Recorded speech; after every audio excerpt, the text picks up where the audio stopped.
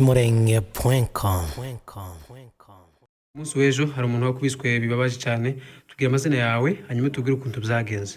Nita Patrick narije mperekeje wacu aje gufata amafaranga kuri M-Pesa. Dusubiyeho nimugoroba dusanga abasoda batujyamiye. Abacu babiri bariruka bari kinyuma je mu ngire ngo mpindukire ngiye kwiruka. Umwe akaba yaraturutse inyuma yanje ahitatera imbunde. Aha mu rubavu sinabasha kwiruka barafata. Nibwo bantangiye kunkandagirira hasi no kunkubita imbunde barankomeretsa. Aha umutwe cyane ubungubu numva mbabaye merewe nabi cyane. Hanyuma nta bantu bashobora kuba barabonye igihe mwambwiye kuretera amafaranga cyangwa no kubaryamira bisanzwe kuko mubibona.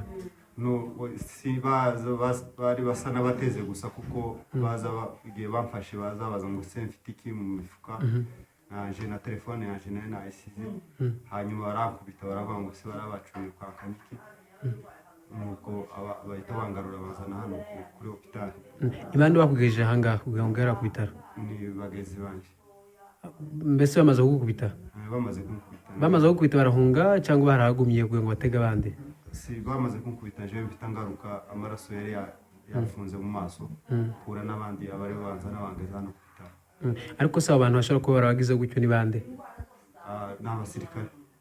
Mwabimenyeshejwe n'iki? Bari bambaye iteni, bari bafite n'imbunde, baragaragara ko ari abasirikare. Kugeza ubu ibikorwa nk'ibi ngibi bimaze gukomeje kuba mu karere ka Minembwe.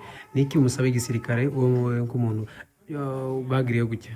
Jewe ico nosaba ko n'abasirikare baje kuducungira umutekano kuko ndabona aribo batwishe, ahubwo badushakira mu mahanga akatuba hafi kuko nta mutekano dufite uhagije. N'ubu ngubu sinzi aho ko mbona inzira yo gutaha. Hanyuma se gushobora kuba mwabwiye igisirikare nyuma yo kugira ibintu bibazo mwarabamenyesheje barabizi? Twabamenyesheje kuko nabo abo ngabo abacu bahise bahunga nanjye ndagarukinza ku bitaro. Sinamenye iyi nimba barazamutse basubirira mu ikararo rwa Buhinga.